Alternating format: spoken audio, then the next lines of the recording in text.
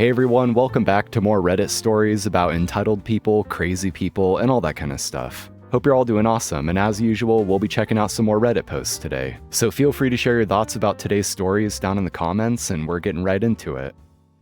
My wife was kicked out of a coffee shop and not allowed to sit with me. We walked in, ordered a coffee and cake on our joint bank account. We sat at a tiny table for two. The cafe was completely empty. No other customers, dozens of seats. As soon as staff realized she wasn't eating or drinking, they told her she must wait outside while I had my coffee alone. She was made to leave the cafe entirely and stand outside, watching me through the window while I sat there alone like a weird dystopian scene or comedy sketch. My wife didn't have anything because she has allergies and they offered nothing for her. But I imagine there must be plenty of reasons one half of a couple might not have anything. Diet, fasting, full, etc. The staff member said it doesn't matter if she paid for half of my order since we have a joint bank account, and that she must be consuming it. It was so ridiculous it became funny, but actually once you think about it, it was humiliating. Needless to say, I left. They refused to refund me. I didn't drink the coffee. Never again. This happened recently at Mint Cafe in Acton, West London. Anyone else experienced anything this absurd? Update. Someone I suspect to be the cafe owner messaged me multiple times on Reddit after this post hit 1 million plus views. Thank you, Reddit, you're amazing. I won't paste his messages to avoid breaking rules, but to my surprise, he offered no apology, sounded angry, demanded the time/date of our visit, and sounded like he planned to screenshot our faces or dox us. We live locally, and with his tone, I won't be helping him to identify us. Perhaps a little more troubling is that over 70 plus negative reviews have been deleted from his Google Maps listing in the last 48 hours. So if you click sort by recent, it shows no negative ones at all anymore. Neither mine or my wife's. I appreciate Redditors trying to help out, but I am not sure there's much point, since he apparently has power over Google Maps reviews. If he spent half his energy improving customer experience instead of silencing honest reviewers, and I have no idea how he's deleting them, he wouldn't need to worry about negative feedback in the first place. If he's going through something personally, I wish him well and hope his life improves, but I absolutely stand by everything I said. So when I go to this business's Google listing and I sort by the lowest rating, there are actually plenty of negative reviews, and just about every single negative review I can see is about the staff being rude, confrontational, and aggressive, and the reviews span from 1 month ago to even a year or two ago. So that definitely backs up OP's post. I mean, seriously, why would you kick out someone that's part of a paying group just because that person specifically is not eating or drinking? It's almost comical how ridiculous that is. And while there does seem to be some evidence going on of them trying to control their own Google rating and Google reviews, given that they have 4.6 stars and plenty of positive reviews, which may or may not be illegitimate, there are plenty of negative ones too, like I've said. But also looking at their business on TripAdvisor, they have a 2.1 out of 5. With reviewers saying awful service, poor service for mediocre offerings, meh, terrible, terrible, bad customer service, cafe from hell, disgusting treatment of customers, which this one is actually the OP from the post we read on Reddit, because they have the same text from the Reddit post in this review.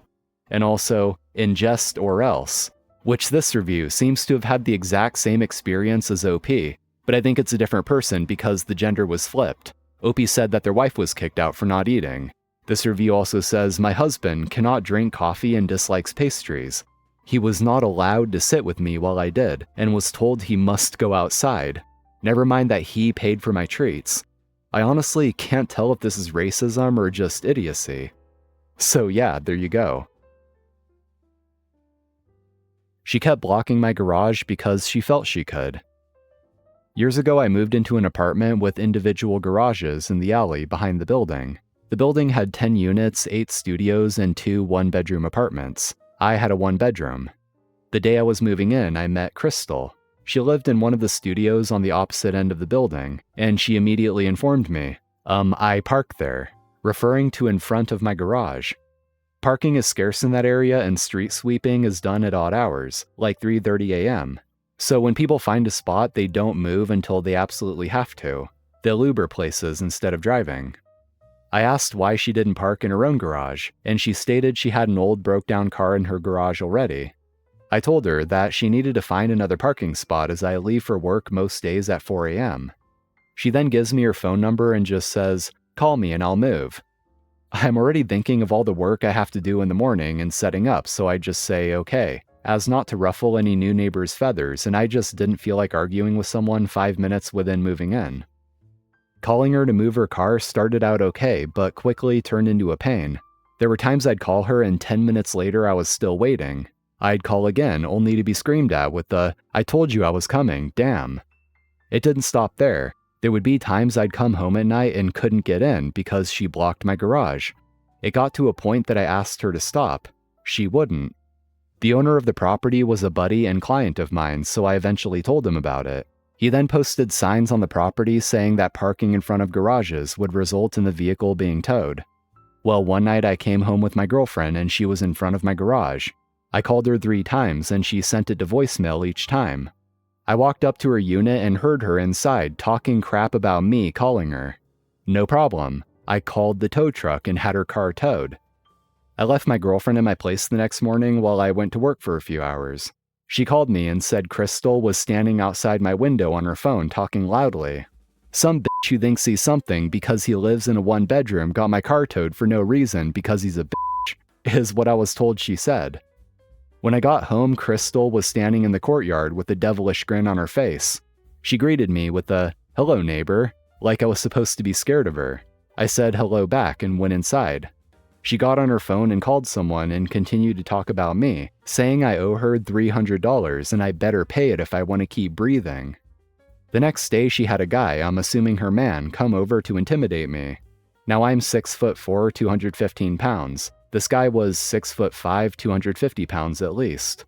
For the next week, any time I walked outside, he would just come out and give me a menacing stare. I stared back, but no words were ever exchanged. Well, I didn't pay her jack, and she got towed again a few days after for parking in front of someone else's garage. This time the owner, my buddy, drove by and saw her car and called it in. She was towed at least 2 times after that, along with a buddy she had park in front of someone else's garage. Of course, she thought I had something to do with it. I followed and reported a drunk driver. Then I got a ticket for driving past curfew. Last week I was driving home from my friend's house when I noticed someone driving very erratically. They were swerving when there was nothing to avoid and they couldn't stay in their lane, so I called the police and followed them. The police caught up to us after a while and they pulled over the driver. It turns out that he was extremely drunk, and when they gave him the sobriety tests, he failed them miserably. He was arrested and the police asked me to write a statement and give them my information. I gave one of the cops my driver's license. I'm under 18, so he could copy my address, and he said that I wasn't allowed to be driving because it was past 11. I told him that I would have been home by 11, but I noticed the drunk driver and I didn't want someone to get hurt, so I followed them. Plus, when I called them, they asked me to keep following the man, even though it was technically past curfew. The officer said that it didn't matter even if me driving past curfew meant that World War III was prevented, that the law is the law, and that he had to give me a ticket because I broke curfew. He said he would have to give me another ticket if I drove home myself, so I called my parents and they came and picked me up, and drove the car I was driving home. This feels so wrong. I did a good thing and I'm getting punished for it. Am I really going to have to pay this ticket, or is there some way out? I'm thinking of calling the police station and asking them to reduce the fine, but at this point I'm really anxious because I have to mail something back to the court in a few days, otherwise I'll get arrested and I don't know what to do. I'm in Pennsylvania if it matters. And this was originally posted in r/legal advice, and then it was cross-posted r/best of Redditor updates. The cross-poster cited a comment going into detail about the justification defense, and they summed it up here saying, basically what that is, the justification defense is a legal principle where an individual admits to committing a criminal act, but argues that their actions were necessary and therefore justified under the circumstances. Instead of denying the act, they claim it wasn't wrong. This defense is rooted in the idea that in certain situations, a person's conduct, while technically a crime, is socially acceptable, or even desirable because it prevents a greater harm. Common examples include self-defense, where a person uses force to protect themselves from an imminent threat, or the necessity defense, where an individual breaks the law to avoid a more significant and unavoidable harm. If successful, the justification defense can lead to an acquittal, as the court deems the defendant's actions to be non-criminal. And with that in mind, OP later gave us an update. I took the advice that I was given and I pled not guilty. Last week I went to court and here's what happened. I brought copies of my cell phone's call log showing that I called 911 before curfew, as well as the same records from my carrier. I also got a copy of the drunk driver's criminal complaint with the help of the court clerk, and I printed out a copy of the justification law. The hearing started with the officer saying that I was pulled over on the side of the road, that he went to investigate why I was there, and that I voluntarily confessed to driving past curfew. He said that that was all he needed to prove in order to prove my guilt and basically left it at that. Then it was my turn to speak. I said that while I did drive past curfew, it was because I had noticed an erratic driver and I was following him because I thought he was going to hurt someone. I felt that if I had let the man go that he would kill somebody, and that 911 had told me to keep following him.